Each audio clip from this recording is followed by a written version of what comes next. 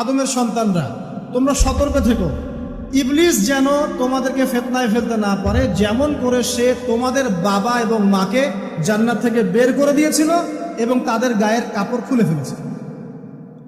কখন কাপড় খুলে গেছে জানেন? যখন ওই যে গাছের কাছে তারা চলে গেলেন, ওই যে এই গাছের কাছে যেও না, ওয়ালা তাকরাবা হাদিহি শাজারা, তোমরা এই গাছের কাছে যেও না।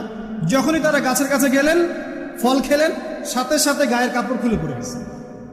এর আগ পর্যন্ত দুজন জানতেন না কার লজ্জাস্থান কেমন। এই ঘটনার পর একে অপরের লজ্জাস্থান উন্মুক্ত হয়ে যায়। তারপর তারা জান্নাতের পাতাগুলো ছিঁড়ে ছিঁড়ে লজ্জাস্থান ঢাকতে লাগলেন। তাহলে ইবলিস আমাদের পিতামাতাকে প্রতারিত করে ধোকায় ফেলে গা থেকে কাপড় খুলে ফেলেছে না?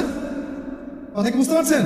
এটাই আল্লাহ পাক বলছেন, তোমাদের কাপড় যেন তারা খুলতে না পারে, তোমাদেরকে যেন হে আদম সন্তান ইবলিস ফিতনায় ফেলতে না পারে।